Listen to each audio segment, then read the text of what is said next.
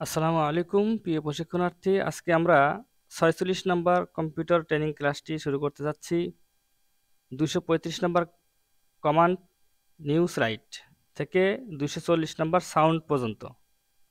এখানে ব্যবহারিক প্রয়োগ হচ্ছে মাইক্রোসফট পাওয়ার পয়েন্ট, স্লাইড নম্বর দেওয়া, অ্যাকশন বাটন এর কাজ করা। ২৩৫ নম্বর কমান্ডে নিউজ রাইটে রয়েছে নতুন স্লাইড বা পাতা নেওয়া। তার জন্য প্রথমেই হোম থেকে আমাদের নিউজ রাইট যেতে হবে। প্রথমে আমরা নতুন একটা পাতা নিয়ে নিলাম। হোম থেকে নিউজ রাইট যে কোনো ধরনের স্লাইড নিতে পারি আমরা। এখানে two content, only title, title slide, বিভিন্ন ধরনের রয়েছে, যে কোনো একটা আমরা নিতে পারি। ডিলিট করতে পারি। তারপর রয়েছে ২৩৬ নম্বর লেআউট। লেআউট হচ্ছে এখানে হোম থেকে নিউজ স্লাইডে ক্লিক করলে এখানে অনেকগুলো লেআউট আছে। আমাদের ব্ল্যাঙ্ক লেআউট নিতে পারি।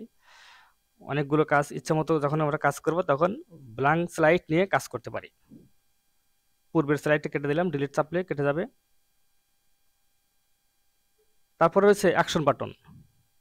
অ্যাকশন বাটন হচ্ছে এই বাটনের মধ্যে কোনো স্লাইড লিঙ্ক করে রাখা।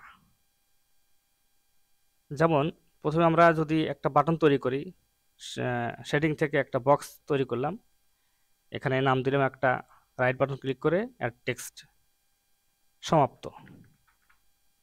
এখন এখানে বাটন তৈরি করার জন্য, অ্যাকশন বাটন তৈরি করার জন্য ইনসার্ট থেকে প্রথমে ক্লিক করে নিতে হবে, ইনসার্ট থেকে, তারপর অ্যাকশন ক্লিক করার পরে হাইপার লিঙ্ক টু, এখান থেকে পূর্বে সেভ করে রাখা যে কোনো একটা স্লাইড সেখান থেকে নিতে হবে, আদার স্লাইডে যেতে হবে। এখান থেকে আদার স্লাইডে, আদার ফাইল গিয়ে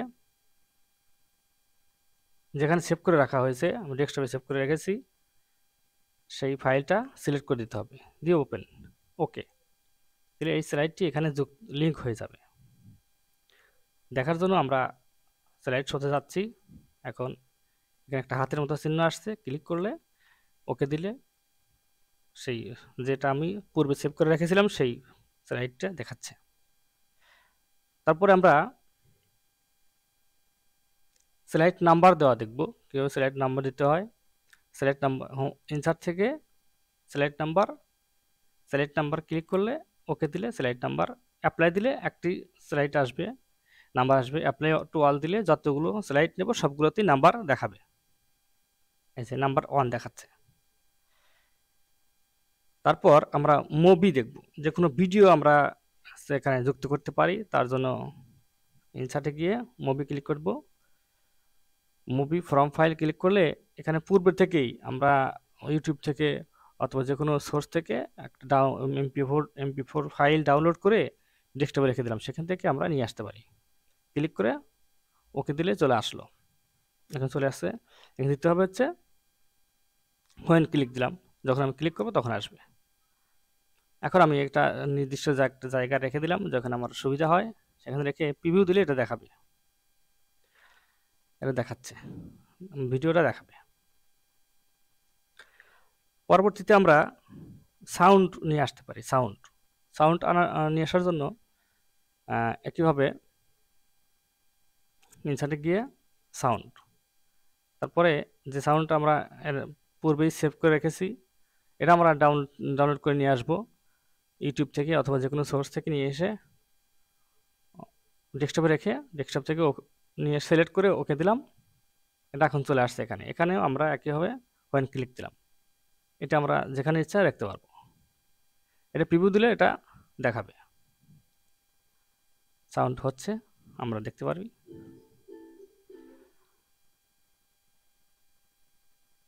এ ছিল পাওয়ার পয়েন্টের ক্লাস। এরপরে আমরা চলে যাব পূর্ব জ্ঞান যাচাই। মাইক্রোসফট এক্সেলে একটি কাজ রয়েছে যে শীট লক করে রাখা।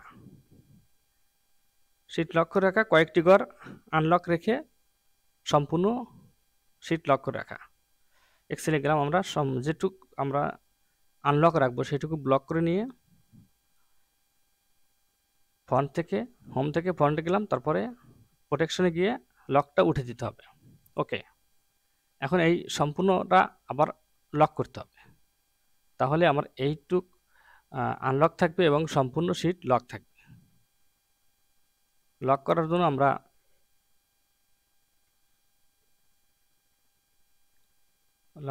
আমরা লকটি খুঁজে নেব, প্রোটেক্ট শিট খুঁজে নেব। প্রোটেক্ট শিট রিভিউর মধ্যে আছে।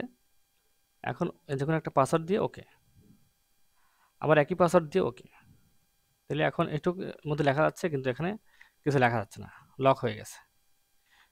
এভাবে আমরা কিছু লক আর কিছু অংশ আনলক করে রাখতে পারি এক্সেলে। পরবর্তী রয়েছে শর্টকাট ক্লাস। শর্টকাট রয়েছে মাইক্রোসফট পাওয়ার পয়েন্টে। এখানে Ctrl+N দিলে আমরা নতুন একটি স্লাইড পেয়ে যাচ্ছি। তারপর রয়েছে বাড়ির কাজ। বাড়ির কাজে রয়েছে হলো পাওয়ার পয়েন্টে পেজের নাম্বার দেওয়া, Alt+N দিলে আমরা পাওয়ার পয়েন্টে নাম্বার দিতে পারি। আমরা বাংলা করে নিচ্ছি, Alt+N।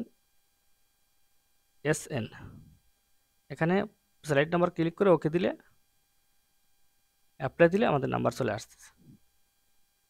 এই ছিল আজকের মতো ক্লাস। সবাইকে ধন্যবাদ। আসসালামু আলাইকুম।